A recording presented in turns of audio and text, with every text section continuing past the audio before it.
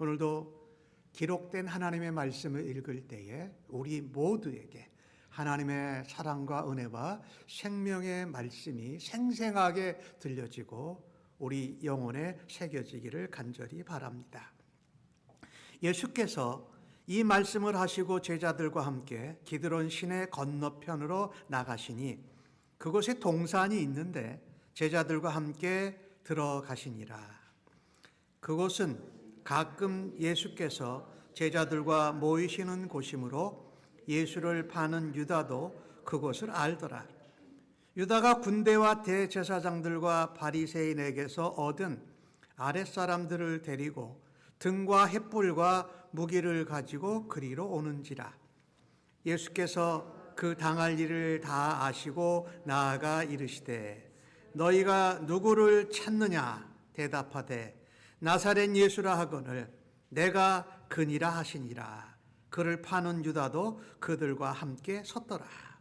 예수께서 내가 그니라 하실 때에 그들이 물러가서 땅에 엎드러지는지라. 이에 다시 누구를 찾느냐고 물으신데 그들이 말하되 나사렛 예수라 하거늘 예수께서 대답하시되 너희에게 내가 그니라 하였으니 나를 찾거든 이 사람들이 가는 것을 용납하라 하시니 이는 아버지께서 내게 주신 자 중에 하나도 잃지 아니하였사옵나이다 하신 말씀을 응하게 하려 함이로라. 이에 시몬 베드로가 칼을 가졌는데 그것을 빼어 대제사장의 종을 쳐서 오른쪽 귀를 베어버리니 그 종의 이름은 말고라. 예수께서 베드로더라 이르시되 칼을 칼집에 꽂으라. 아버지께서 주신 잔을 내가 마시지 아니하겠느냐 하시니라. 이에 군대와 천부장과 유대의 아랫사람들이 예수를 잡아 결박하여 먼저 안나스에게로 끌고 가니 안나스는 그의 대사장인 가야바의 장인이라. 가야바는 유대인에게서 한 살 100사람이 백성을 위해 죽는 것이 유익하다고 권고하던 자더라. 아멘. 자리에 앉으시기 바랍니다. 오늘 받으신 말씀을 가지고 내가 그니라라는 말씀으로 은혜를 나누기를 원합니다. 복음서는 4개가 있죠. 마태, 마가, 누가, 요한이 있는데 저는 특별히 복음서 중에 요한복음을 가장 좋아합니다. 그리고 두 번째 좋아하는 복음서는 누가복음이에요.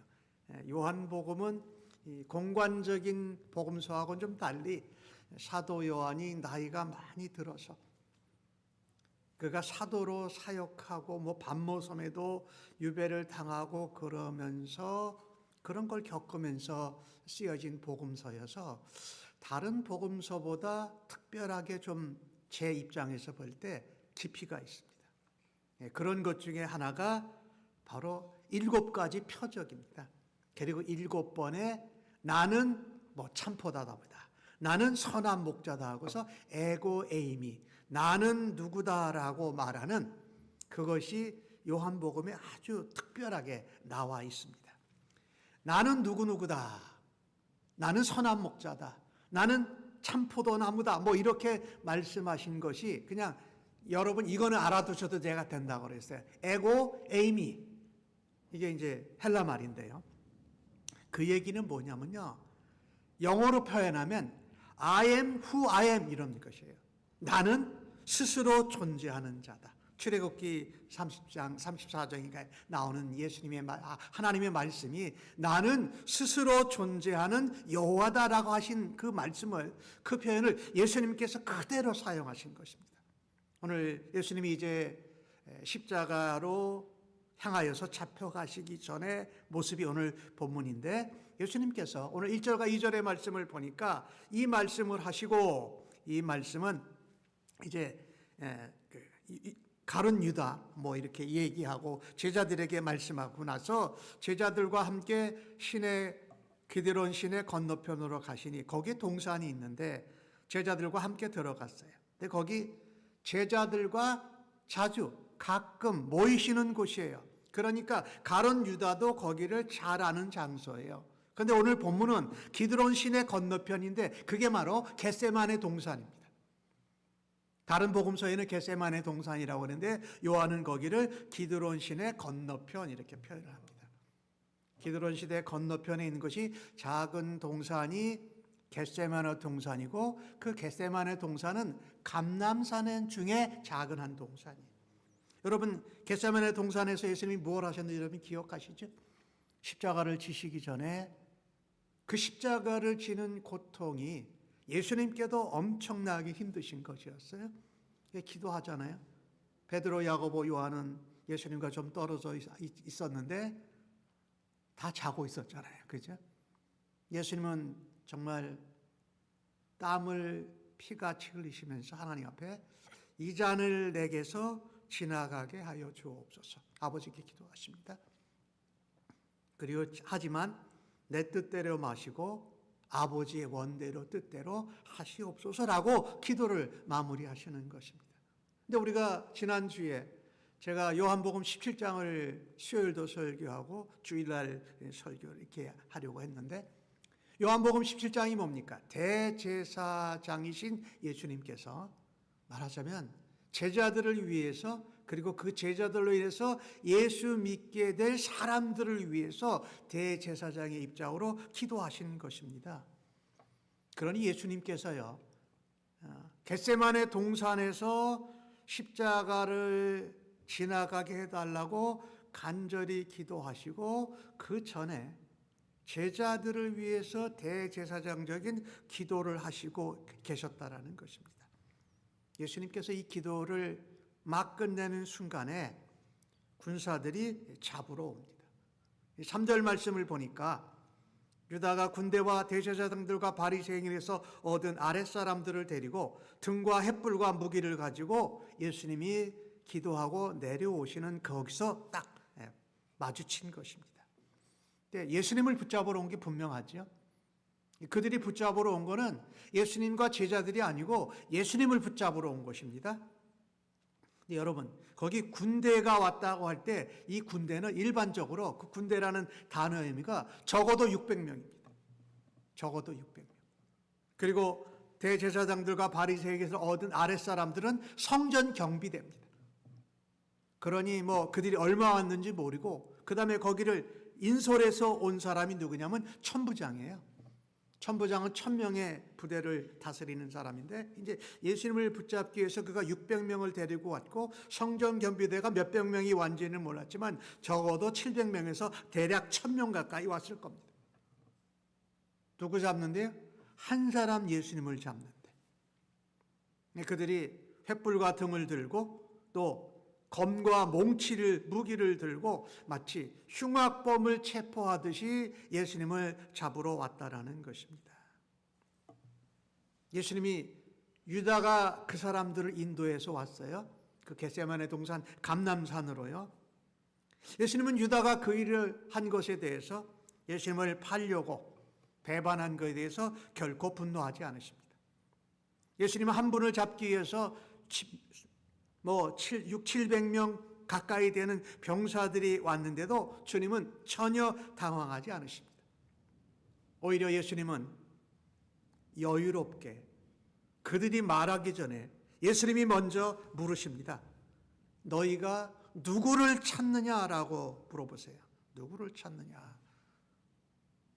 예수님을 잡으러 온 것을 이미 예수님은 다 아셨어요. 잡혀가실 걸, 십자가에 가실 걸 다 알고 계셨어요. 그런데 여러분, 예수님이 너희가 누구를 찾느냐 그랬더니 군대들이 대장이 그랬겠죠. 나사렛 예수라 그랬어요. 그랬더니 예수님이 뭐라고 대답하셨어요? 내가 그다. 에고 에임이 I am him, I am he 이렇게 얘기하신 거예요. 영어로요. 근데 이 소리가 얼마나 엄청나게 컸으면 오늘 6절 말씀에 그렇게 되지요. 내가 그니라 하실 때에 그들이 물러가서 땅에 엎드러지는지라. 아마 예수님이 크게 말씀하지도 않으셨을 거예요. 너희들이 누구를 찾느냐? 나사렛 예수라. 내가 바로 그다. I am he. 이렇게 표현하신 거예요. 영어로. 근데 그 소리에 그 병사들이 다 뒤로 물러가지고 엎드려 버려졌어요. 깜짝 놀란 것이지요. 무엇 때문에 놀랐을까요? 누구를 찾느냐? 내가 바로 그다 라고 말씀하신 예수님의 위엄에 놀란 것이에요. 사람은 누구든지 수많은 이렇게 군대가 잡으러 오면 당하고 놀래야 당연하잖아요. 근데 전혀 놀라지 않으십니다. 예수님이 위엄 있게 당당하게 하나님의 아들이신 메시아 그리스도의 권세로 내가 그다. I am who I am. 말하자면 에고 에임이라고 말씀하셨을 때에 그것은 나는 스스로 존재하는 하나님의 아들 예수다라고 말씀하신 것이지요. 그렇게 말씀하신 것이 능력이었어요. 누구를 찾느냐? 내가 그다라고 하신 두 마디 말씀에 그 병조들이 다 물러서 가지고 엎드렸다라는 거죠. 이게 바로 우리 주님의 능력이라는 것이죠. 도대체 누가 누구를 잡으러 온 것입니까? 마치 그들이 예수님을 잡으러 왔지만 예수님께 잡혀버린 것이 돼버렸어요. 이 장면을 제가 생각하면서 얼마나 통쾌한지요. 얼마나 멋있는지요. 자, 오늘 왜 예수님은 가룟 유다도 아는 곳으로 가셨을까요? 예수님이 그 병사들이 군대들이 잡으러 올 것 아시고 유다가 인솔해서 가르쳐줘서 올 것인데 왜 유다가 알지 못하는 다른 곳에 가서 기도하지 않으시고 예수님이 늘 기도하시던 감람산의 겟세마네 동산에서 기도하시고 거기에 그냥 있으셨을까요? 저는 그것을 이렇게 여러분하고 나누고 싶어요. 예수님은 기도하시고 나서 원래 하셨지만 어려운 순간 가운데 기도하시고 나서 고난을 피하지 않으셨습니다. 고난을 당당하게, 담대하게, 위엄 있게 맞으셨던 것입니다. 왜 그랬을까요? 예수님이 기도로 준비하셨습니다. 겟세마네 동산에서 그들이 잡으러 올 것도 아시고 유다가 알고 올 것도 다 아시고 주님은 기도로 준비하시고 누구를 찾느냐? 내가 그다라는 말에 제 생각에 대략 1000명 가까이 되는 병사들이 뒤로 나자빠지고 엎드러질 정도였다라는 것입니다. 무슨 말씀 때문에? 하나님의 말씀과 같기 때문에. 나는 스스로 존재하는 여호와 하나님의 아들 예수다라고 하는 그 한마디에 그들이 이렇게 엎드려진다라는 것입니다. 예수님은 유다에게 너의 할 일을 하라 하시고 감람산으로 올라가셨습니다. 다른 곳으로 가서 피하지 않으셨습니다. 우리 같으면 야 유다도 제자니까 여기 다 알아. 그러니까 딴 곳에 가서 요번만큼은 기도하자. 예수님은 아는 장소로 가셨다라는 것입니다. 주님은요 항상 기도하셨어요. 특별히 중요한 십자가를 지시는 사명 그것을 앞에 두고 더욱 기도하셨습니다. 기도로 준비하셨기에 예수님은 그 고난을 그 위험을 위기를 피하지 않으셨다라는 것입니다. 아버지의 뜻을 따르고자 할 때 만나게 될 위기와 고난을 결코 피하지 않으셨다. 오히려 그것을 알고 있기에 담대하게 당당하게 맞이하시는 것을 보십시오. 내가 그다라고 오늘 본문에만 3번 그게 말해요. 내가 그니라라고 말씀하시는 때. 자, 우리 주님은 아버지의 뜻을 순종하시고자 기도하시고 그것을 당당하게 담대하게 맞이하시는 것을 우리가 보게 됩니다. 오늘 예수님 모습을 보면서 우리도 예수님처럼 우리에게 위험, 위기, 고난을 당해야 되는 순간이 올 때 하나님을 바라보시고 신뢰하십시다. 그리고 하나님께 기도하십시다. 그리고 위기의 상황에 흔들리거나 두려워하거나 도망가지 말고 오히려 위기의 위험의 상황을 주님처럼 여유롭게 당당하게 담대하게 맞을 수 있는 우리 모두가 되기를 간절히 바랍니다. 우리가 잘 아는 성경 구절, 데살로니가전서 5장 16절과 18절까지에 나오는 말씀은 여러분 아시죠? 항상 기뻐해라. 쉬지 말고 기도해라. 범사에 감사해라. 이는 그리스도 예수 안에서 너희를 향하신 하나님의 뜻이니라. 하나님의 뜻대로, 하나님의 계획대로 십자가를 지셔야 하는 예수님께서는 그 십자가를 지시건에 고통과 고난 가운데 있으실 때 기도하시고 당당하게 700명에서 1000명 가까이 되는 그 로마 병사들과 성전 경비대를 맞아서 내가 그다라고 담대히 말씀하셨다라는 것입니다.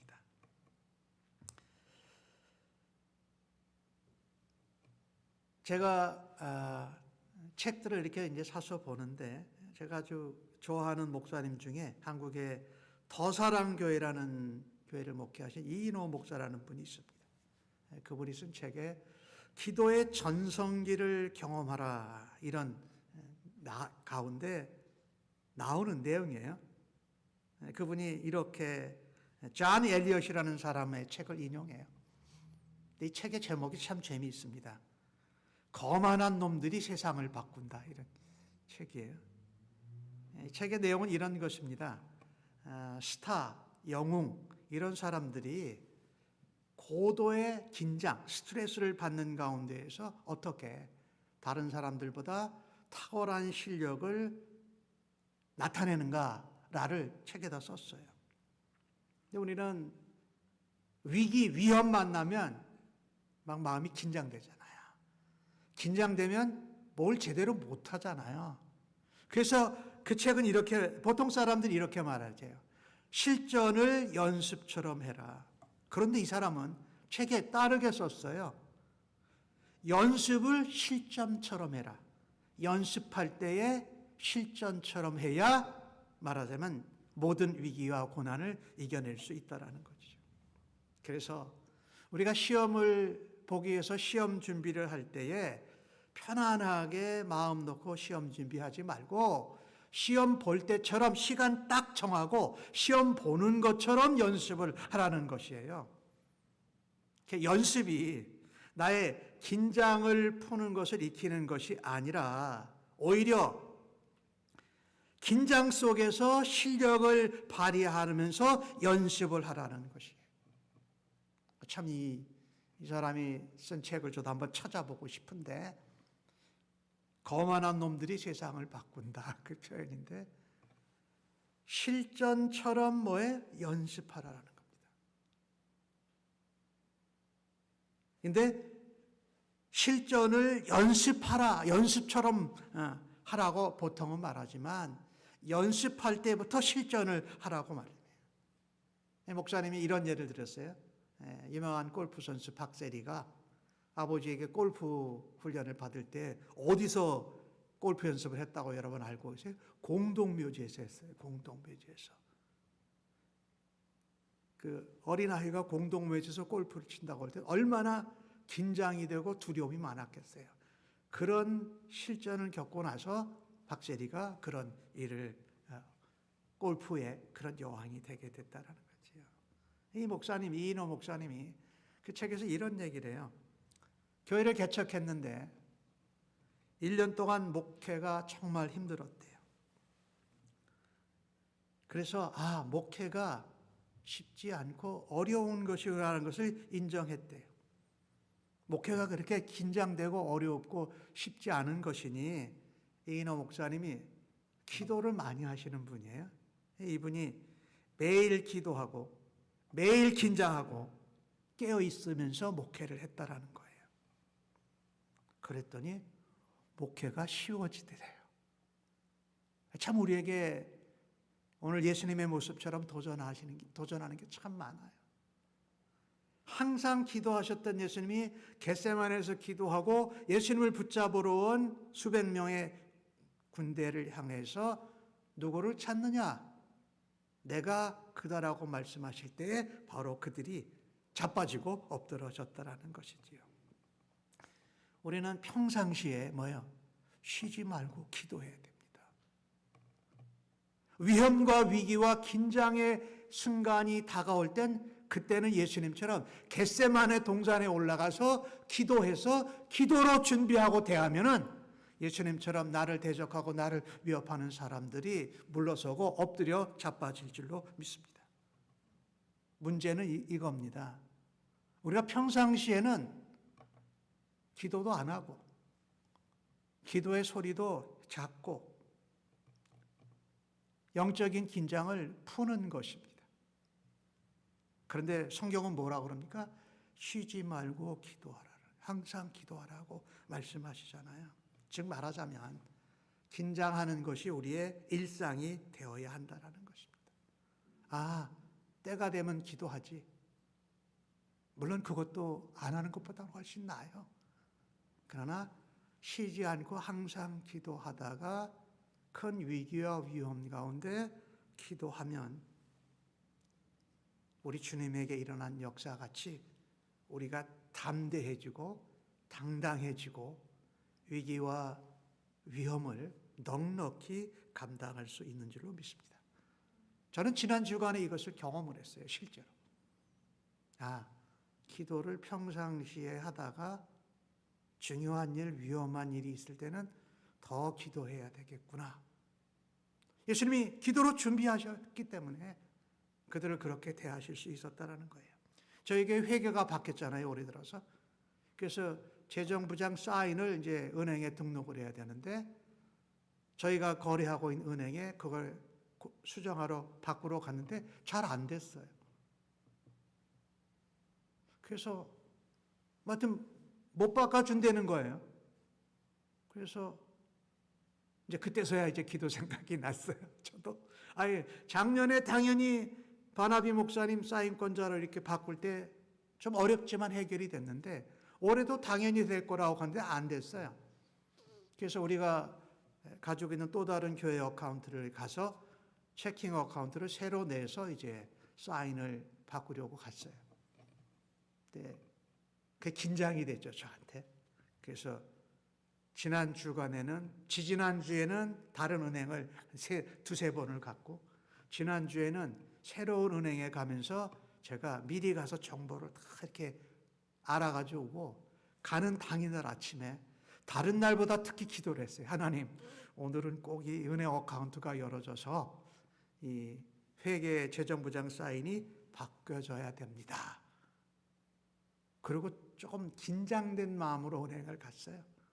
근데 그날은 가서 한 15분 만에 해결이 됐어요. 제가 설교를 준비하고 있으면서 예수님이 기도로 준비를 하셨지.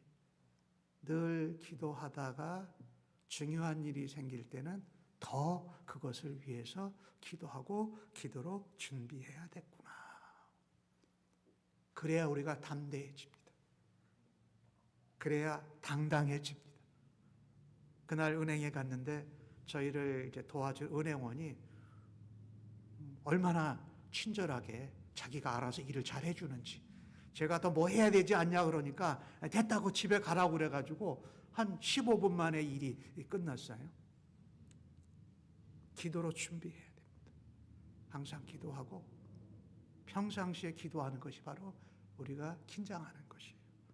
그리고 위험, 위기, 어려운 일이 있을 때는 더 간절히 기도하고 가면은, 저는 오늘 이 모습이 굉장히 멋있고 통쾌하다고 그랬잖아요. 누구를 찾느냐? 내가 그니라 한 말씀에 수백 명의 병사들이 뒤로 물러가가지고 엎드러졌어요. 그런 일이 우리 성도님들의 삶 가운데도 나타나기를 주님의 이름으로 간절히 축복합니다.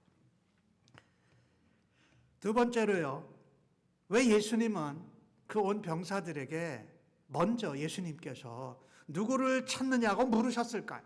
오늘 주신 말씀 4절과 5절의 말씀 함께 같이 읽겠습니다. 시작. 예수께서 그 당할 일을 다 아시고 나아가 이르시되 너희가 누구를 찾느냐? 대답하되 나사렛 예수라 하거늘 이르시되 내가 그니라 하시니라. 그를 파는 유다도 그들과 함께 섰더라. 예수님이 그걸 먼저 물어보세요. 누구를 찾느냐? 그 다음에 내가 그다라고 말씀하시잖아요. 예수님이 왜 그렇게 먼저 질문하셨을까요? 예수님이 군대들이 찾는 사람이 내가 베드로를 찾습니다 라고 하면 예수님은 나는 아니구나 이러셨을까요? 아니에요. 예수님이 내가 그라고 말씀해서 나를 나타내시면서 제자들을 보호하시기 위해서 그 질문을 하셨습니다. 제자들을 보호하기 위해서. 8절과 9절에 나오는 말씀을 보면 이렇게 말씀하지요. 너희에게 내가 그니라 하였으니 나를 찾거든 이 사람들이 가는 것을 용납하라. 이게 예수님이 그 질문을 왜 먼저 하신 이유가 있어요.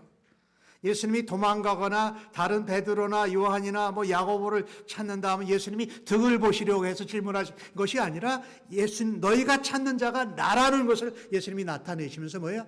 예수님의 제자들을 보호하시기 위해서 그러셨다라는 거죠. 얼마나 감사한지 몰라요. 9절 말씀에 아버지께서 내게 주신 자 중에 하나도 잃어버리지 아니하였사옵나이다. 한 사람은 멸망으로 갔지요. 가룟 유다는요. 그러나 다른 제자들은 하나도 잊어버리지 않도록 예수님은 그것이 뭐예요? 말씀이 응하고 성취되게 하시려고 먼저 질문하셨다. 제자들을 보호하시기 위해서. 이게 얼마나 감사한지 몰라요. 주님이 우리를 보호하시기 위해서 주님이 내가 그다. 누구를 찾느냐라고 먼저 말씀하실 때에 우리는 주님의 보호하심을, 주님의 인도하심을 받는다라는 것이죠. 사람이면 누구나 위기와 위험에 처하면 누구 먼저 생각합니까? 자기부터 먼저 생각해요. 자기 안전, 자기 이익, 자기 보호 이런 것을 먼저 생각하잖아요. 근데 예수님을 잡으러 온 무리들에게, 군사들에게 무엇을 용납하라고 말씀하십니까? 제자들의 안전과 보호를 허락하라라고 말씀하시는 것입니다. 예수님은 말씀대로 이루어지는 것을 위해서 사셨고 그 가운데 제자들을 보호하시기 위해서 그렇게 질문하셨다. 실제로 우리가 읽었던 요한복음 6장 39절에는 이런 말씀이 있습니다. 나를 보내신 이의 뜻은 내게 주신 자 중에 내가 하나도 잃어버리지 아니하고 마지막 날에 다시 살리는 이것이니라. 주님은 위험과 위기와 고난의 순간에도 우리를 안전하게 지키시고 보호하시기 위해서 내가 그다라고 말씀하시는 분이신 줄로 믿습니다. 저는 요한복음을 굉장히 사랑해서 요한복음의 그 설교집 강해에 대한 책을 많이 가지고 있는데 이인호 목사님도 제가 좋아하고 또 존경하는 분 중에 한 분이 이재철 목사님이십니다. 이재철 목사님이 요한의 서신에 대해서 이렇게 잘 하셨는데 그 책 중에 회복의 신앙이라는 책 중에 그분이 이런 걸 소개를 합니다. 지구상에 사는 인간들이 가장 높은 곳에 사는 곳이 어딘가? 그것은 바로 티벳의 꼴라란둥이라는 데입니다. 한번 여러분 따라해 보세요. 꼴라란둥. 이름도 이제 좀 우리가 따라하긴 힘든데 그것이 티벳의 그 꼴라란둥의 고도가 6,300m입니다. 한라산의 3배가 넘어요. 그런데 거기 꼴라란둥이 또 유명한 것은 거기서 떨어지는 물방울이 시작이 돼서 거대한 양쯔강을 이룹니다. 꼴라란둥이라는 데가 KBS에서 오래전에 한번 10년 이상 된 것 같아요. 거기를 취재하러 갑니다. 근데 취재하러 갔는데 그날 날씨가 영하 20도가 넘었어요. 도착해서 촬영을 하려고 카메라를 꺼냈는데 카메라가 얼어붙어서 작동이 안 돼. 그래서 그 카메라를 뭐 이렇게 덮고 싸고 뭐 열기를 보내서 간신히 작동하게 해서 그것을 거기를 이제 찍었다라는 겁니다. 그리고 이제 촬영을 마쳤으니까 저녁 식사를 하고 텐트에서 모두 다 자려고 하는데 갑자기 그 텐트 주인이 모포 하나를 딱 들더니 당신들은 모두 다 여기서 주무십시오. 저는 밖에 나가서 자겠습니다. 그러는 거예요. 텐트 주인이. 왜 그러느냐 그랬더니 나는 내 양을 지키기 위해서 밖에서 자야 합니다. 이렇게 대답을 한 거예요. 이 장면을 보면서 이재철 목사님이 울었대. 누가 생각났을까요? 예수님이 생각이 난 거예요.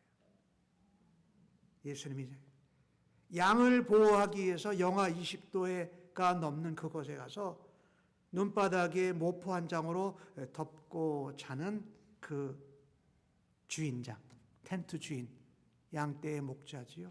혹시 이 추운 날에도 사나운 짐승들이 양떼를 물어갈까 봐 거기서 영하 20도에 잠을 잤다라는 거죠. 우리 예수님은 우리에게 나는 누구누구다 에고 에이미 할 때 뭐라고 말씀하십니까? 나는 양의 문이다. 나는 선한 목자다라고 말씀하셨잖아요. 예수님이 십자가로 향하기 위해서 수백 명의 군사들에게 붙잡혀가는 순간에도 우리 예수님은 제자들을 먼저 생각하셨습니다. 제자들을 지키고 보호하시는 것을 생각해요. 내가 그러니까 나만 잡아가면 되고 여기 내 주변에 있는 제자들, 물론 세 제자들이겠죠. 그들은 두라. 가는 것을 용납하라고 말씀하신 거죠. 이 모습을 보면서 에고 에이미, 내가 그다. I am who I am. 나는 스스로 있는 자다. 하나님이다라고 말씀하시면서 예수님이 붙잡혀 가시면서 제자들을 생각하신 주님은, 제자들을 보호하신 주님은 오늘도 우리들을 그렇게 보호하시는 선한 목자이신 줄로 믿습니다. 자신보다도 우리를 먼저 보호하고 지키시는 예수님께 받은 사랑으로 우리도 다른 사람들을 사랑하십시다. 내게 맡겨주신 자녀들, 선생님들에게 내게 맡겨주신 학생들, 예수님의 제자로 예수님을 좇으라고 말씀하신 주님의 십자가와 같은 우리 몫의 십자가 사명을 감당하는 주의 백성을 되기를 간절히 바랍니다. 먼저 사랑하신 예수님. 마지막으로 하나 살펴봅니다. 왜 예수님은 베드로가 칼을 써서 대제사장의 종의 오른쪽 귀를 잘라내잖아요. 오늘 10절과 11절에 보니까 시몬 베드로가 칼을 가졌는데 그것을 빼 제사장의 종을 쳐서 대제사장의 종을 쳐서 오른쪽 귀를 베어버리니 종의 이름은 말고라. 예수께서 베드로도 더 이르시되 칼을 칼집에 꽂으라.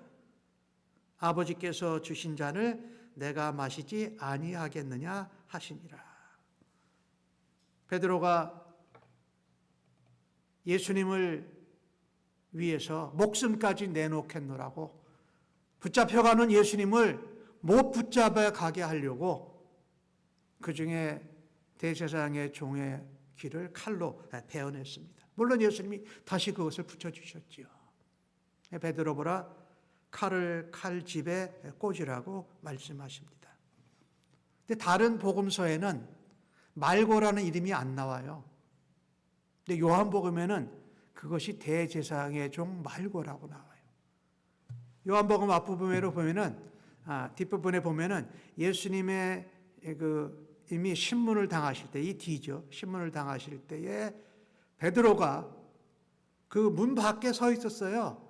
근데 다른 제자가 베드로를 데리고 대제사장의 집 안으로 데려갑니다. 다른 제자가 누굴까요? 바로 요한입니다. 요한이 그 대제사장 집과 알고 지내는 사이예요. 그러니까 종의 이름도 알았던 것이지요. 예수님께서는 베드로가 예수님을 사랑하지만 방어하기 위해서 칼을 쓰는 것을 꾸지람하십니다. 칼집에 칼을 넣으라고 말씀합니다. 사랑한다고 또 정의를 행한다고 폭력을 하는 것은 하나님의 방법이 아니라는 겁니다. 더더욱 하나님 뜻을 행하는 예수님의 방법이 아니라는 것을 가르쳐 주시는 것이죠.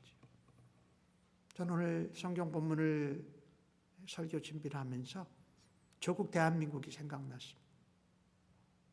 우리가 지금 양 진영이 막 대립돼 가지고 얼마나 서로에게 나쁜 폭언 또 분노 어떤 우리의 추리나 어떤 논리를 맞다고만 주장하면서 물리적인 폭력도 하기도 하고 언어 폭력을 하기도 하고 우리의 분노를 막 쓰지 말아야 할 단어를 쓰면서 하고 있는 우리 조국 대한민국의 상황이거든요. 예수님 방법이 아니라는 겁니다. 하나님 뜻하신 것이 아니라는 것이죠.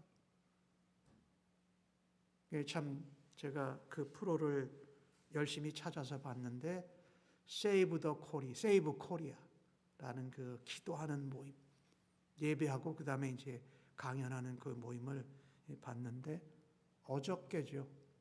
어저께 윤석열 대통령이 갑자기 이제 석방이 됐잖아요. 석방이 돼서 돌아갔다 하는 것이 그 방법이 역시 맞았구나. 나라를 구해 주셔서 불쌍히 여겨 주소서라고 기도한 기도를 하나님이 들으셨구나 라는 생각을 했어요. 예수님이 택하신 방법은 아버지의 뜻대로 아버지의 계획대로 성경에 예언된 대속의 십자가를 기꺼이 지시고 순종하시는 것이었습니다. 왜 예수님께서 베드로에게 칼을 거두어 칼집에 넣으라고 하셨을까요? 하나님의 방법대로, 하나님의 말씀대로, 하나님의 뜻대로 하나님이 주신 고난의 잔을 감당하시기로 순종하셨기 때문입니다. 아버지께서 주신 십자가의 고난을 지심으로 아버지의 뜻에 아버지의 방법대로 순종하시기 위해서였습니다. 미국도 그렇고 조국 대한민국도 그렇고 지도자들이 제대로 하지 못하면 나라와 백성들이 갈라지고 어려움을 겪게 된다는 것이지요. 그러니 지도자들을 위해서 반드시 기도해야 된다는 것입니다. 예수님은 전지전능하신 하나님의 아들이십니다. 그런데 그분이 모든 백성을 죄와 사망에서 건져내는 대속제물이 되시고자 십자가 죽음의 길을 가신다라는 것입니다. 그것을 피하고 또 억지로 가는 것이 아니라 자발적으로 능동적으로 여유롭게 예수님이 체포당하시는 것이 아닙니까? 참으로 예수님께서 우리의 구원을 위해서 십자가를 지시고 부활하신 사건은 엄청난 사건이라는 것입니다. 그 예수님이 대속 구원의 길을 열어주신 것을 통해서 우리가 구원받고 하나님의 자녀 그리스도인이 되지 않았습니까? 뭔가 폭력으로 폭언으로 성경이 하나님이 기뻐하지 않는 방법을 쓰는 것을 우리가 하지 말아야 됩니다. 무엇을 따라서? 예수님이 하나님이 주신 고난의 잔을 하나님의 뜻대로 하나님의 방법대로 감당하신 것처럼 말입니다. 우리도 살면서 얼마나 화가 나고 또 억울하고 또 말을 막 심하게 하고 어떨 때는 욕을 하기도 하고 어떨 때는 폭력을 쓰려고 할 때도 그 가운데 있잖아요. 근데 그때 바로 예수님이 고난의 자신을 맞으신 것을, 순종하신 것을 우리가 기억해야 해요. 한 사람을 소개합니다. 시인인데 예수님을 안 믿었어요. 복음을 들을 때마다 저항했어요. 그러다가 마침내 예수를 믿었어요. 구속의 은혜를 깨달은 거지요. 시인이니까 자기가 예수님을 믿고 구원받는 것을 시로 표현했어요. 그 시를 제가 오늘 나눌게요. 사랑의 하나님께서는 그의 모든 황금 화살을 나에게 쏘셨다. 하지만 나의 마음을 관통할 수는 없었다.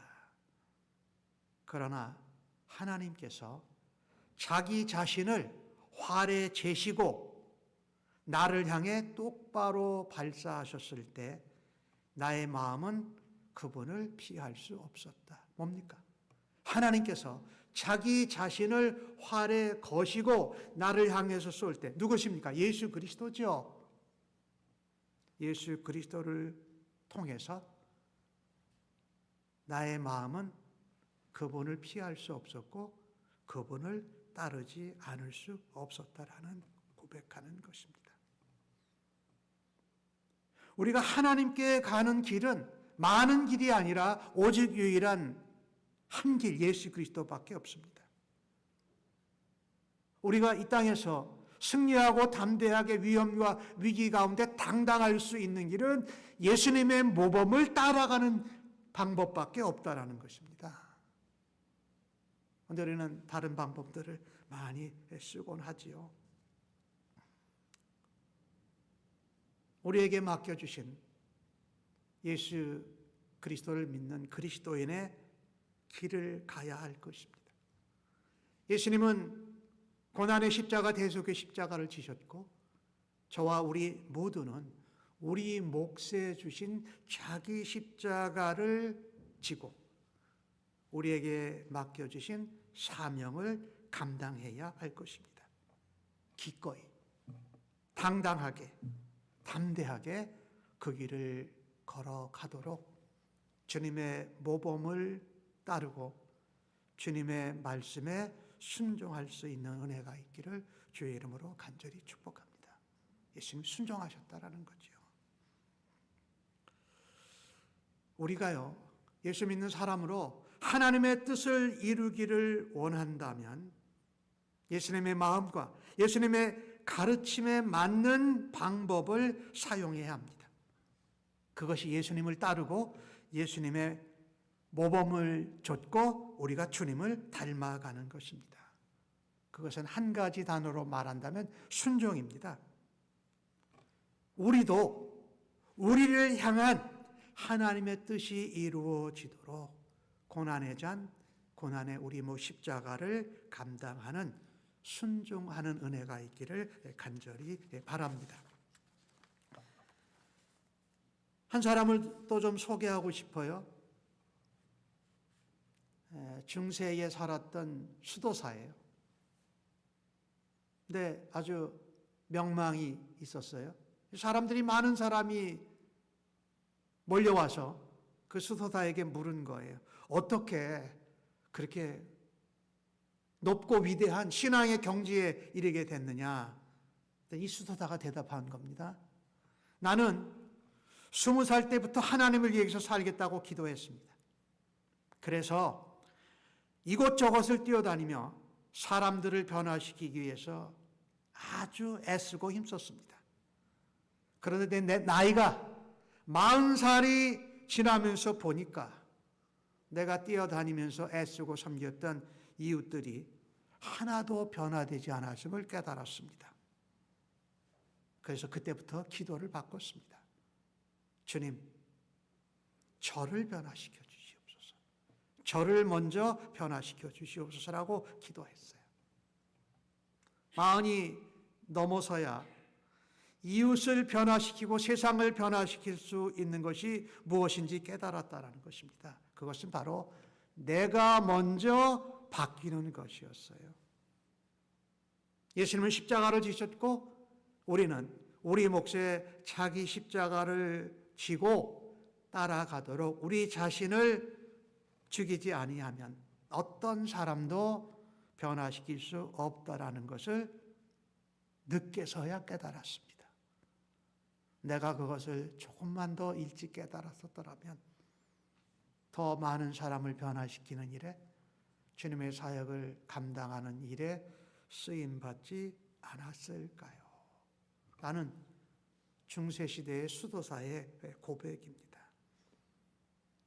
우리는 우리 힘으로, 우리의 열심으로, 우리의 결단으로 다른 사람을 변화시키려고 하면 실패합니다. 내가 주님처럼 내게 맡겨주신 십자가와 사명을 순종할 때에 내가 바뀌고 또 다른 사람을 바꾸고 세상을 변화시키는 일을 감당할 수 있는 줄로 믿습니다.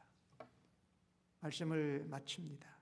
위기에, 위험한 순간에 예수님이 당당하고 담대하시고 순종하고 여유로웠던 것처럼 늘 기도로 준비하고 고난을 맞서는 은혜가 있기를 간절히 바랍니다.